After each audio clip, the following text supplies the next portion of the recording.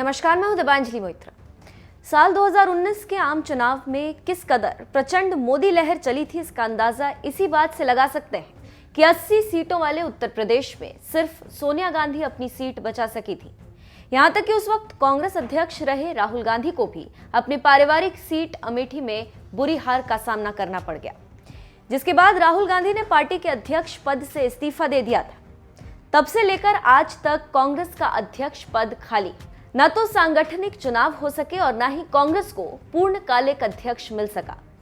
संगठन के चुनाव में हो रही देरी पर एक तरफ जहां गुलाम नबी आजाद, कपिल सिब्बल जैसे 23 नेता भी आवाज उठा चुके, तो वहीं अब दूसरी तरफ विरोधी पार्टी बीजेपी भी कांग्रेस का अध्यक्ष नहीं चुने जाने पर मजे ले रही। बीजेपी युवा मोर्चा के अध्यक्ष तेजस्वी सूर्या ने कांग्रेस पर तंज मारते हुए यहां तक कह दिया कि बेबी वाड्रा कांग्रेस के अध्यक्ष बनेंगे।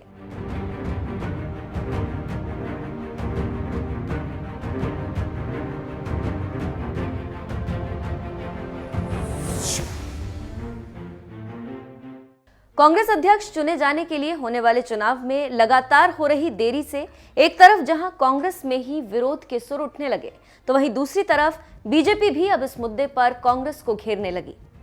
हाल ही में उत्तराखंड के दौरे पर पहुंचे बीजेपी युवा मोर्चा के अध्यक्ष तेजस्वी सूर्या ने कहा, बीजेपी में नेता पैदा नहीं होते, बनाए जाते। यही कांग्रेस और बीजेपी में अंतर है। एक पूर्णकालिक अध्यक्ष के लिए कांग्रेस 2 साल से कोशिश कर रही और वो अब फेल हो गई। अगर इसी तरह से 5-6 साल और देरी होती है और राहुल गांधी, सोनिया गांधी, प्रियंका गांधी अध्यक्ष बनने से इनकार कर देते हैं, तो मुझे लगता है कि रॉबर्ट वाड्रा के बेटे को कांग्रेस का अध्यक्ष बना दिया जाएगा। प्रधानमंत्री स्थान तक बन सकते हैं, जा सकते हैं, वो भारतीय जनता पार्टी है। साथियों, I want all of you to remember this. Leaders are not born in the BJP. Leaders are groomed in the BJP. This is the difference between Congress and BJP.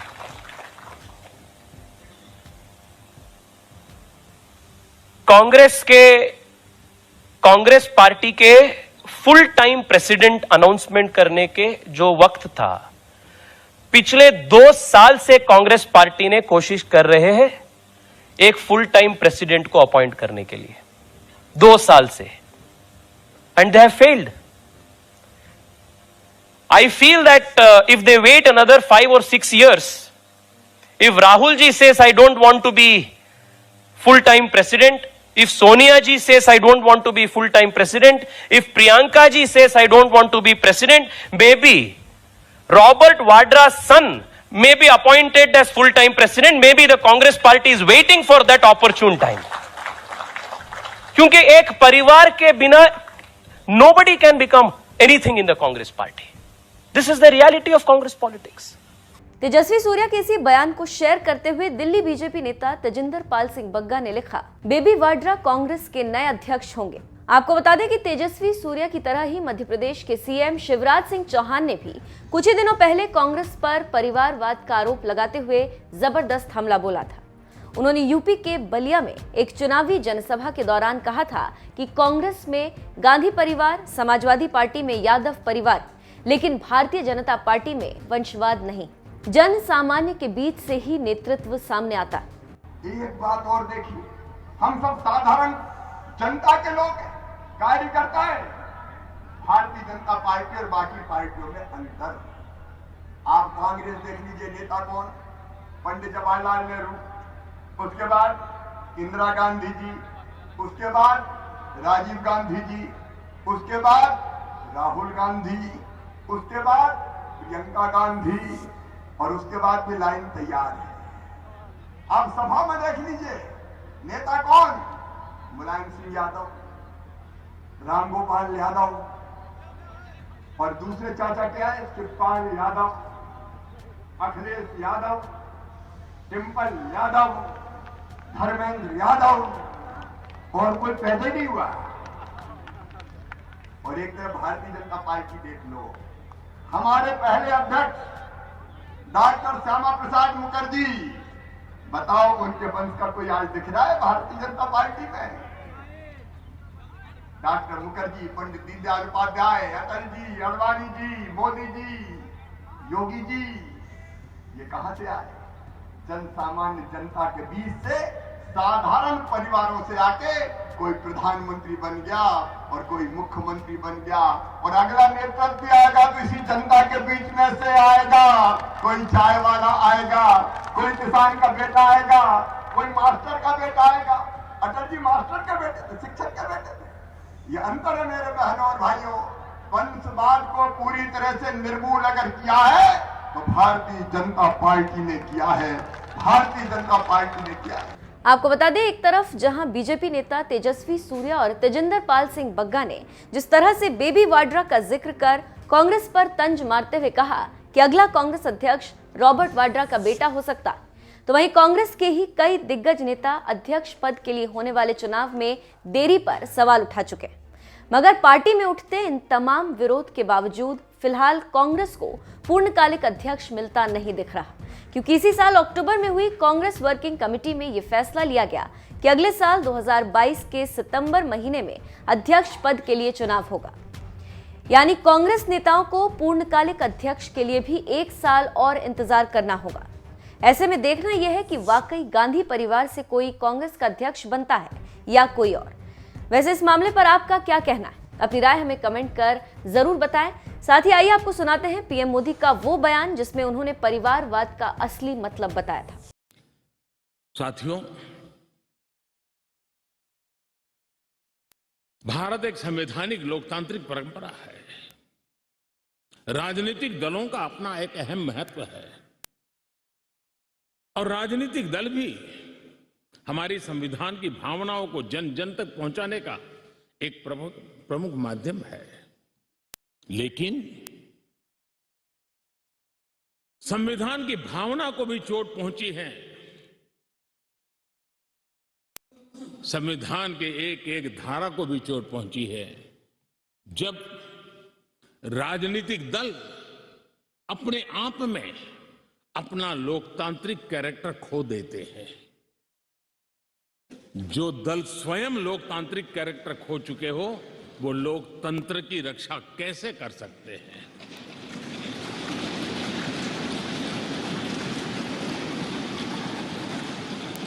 आज देश में कश्मीर से कन्याकुमारी, हिंदुस्तान के हर कोने में जाइए,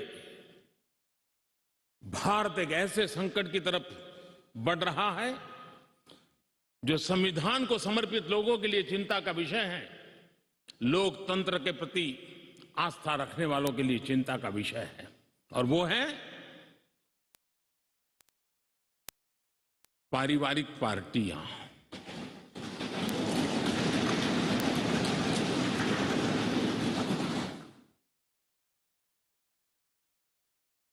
राजनीतिक दल, party for the family, party by the family,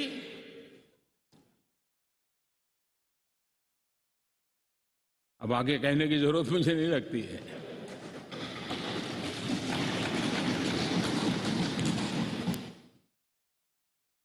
Kashmir से कन्याकुमारी हरी राजनीतिक दलों की तरफ देखिए, ये लोकतंत्र की भावना के खिलाफ है।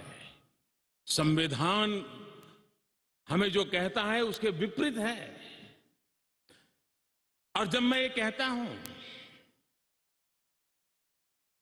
कि पारिवारिक पार्टियां, इसका मतलब मैं ये नहीं करता हूं कि एक परिवार में से एक से अधिक लोग राजनीति में ना आए। जी नहीं, योग्यता के आधार पर, जनता के आशीर्वाद से किसी परिवार से एक से अधिक लोग राजनीति में जाएं, इससे पार्टी परिवारवादी नहीं बन जाती है।